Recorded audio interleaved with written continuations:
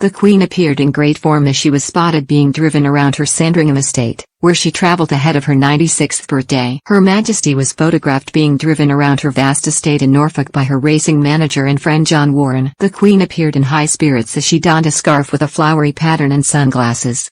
The 96-year-old appeared as stylish as ever as she donned her signature pearl earring and her iconic pink lipstick.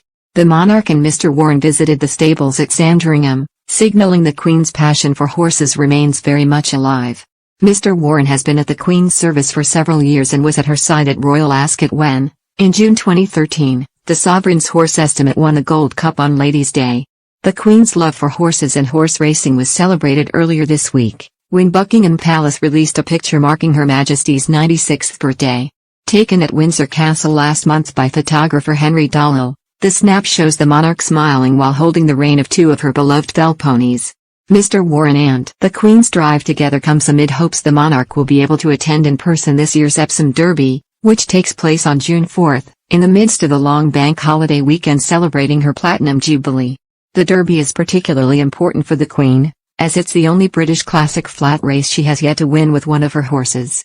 Aides are reportedly devising plans to give the monarch, who has been experiencing mobility issues over the past months, the best chance to watch her beloved horses taking part in the competition in person. As reported by The Telegraph, one of the plans drawn up would include the Queen arriving at a back entrance, away from the public gaze. This would allow her to be helped out of the car, if needed, and take a lift up to her box before appearing on the balcony. Another plan could see the monarch being driven from the track right up to the front doors. Royals and members of the public will gather between June 2 to 5 to celebrate the historic reign of the Queen, the first English monarch to stay on the throne for 7 decades.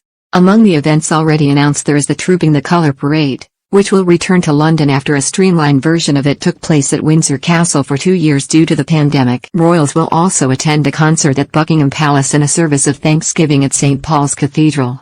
It is unlikely Buckingham Palace will confirm the Queen's attendance at the Derby, or at any other events planned to mark the Platinum Jubilee, ahead of time.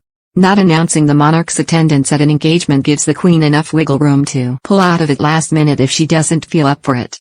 A source said earlier this month the Queen's presence at future events outside the palace walls should be considered a bonus and a pleasant surprise rather than it being seen as guaranteed.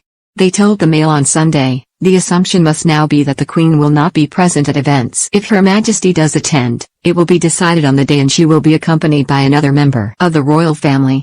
Senior royals have stood in the Queen on several occasions in recent months. In the run up to Easter, Prince Charles attended for the first time in 52 years the Maundy service in lieu of his mother. The Prince of Wales also represented the Queen at the Commonwealth Day service which took place at Westminster Abbey last month.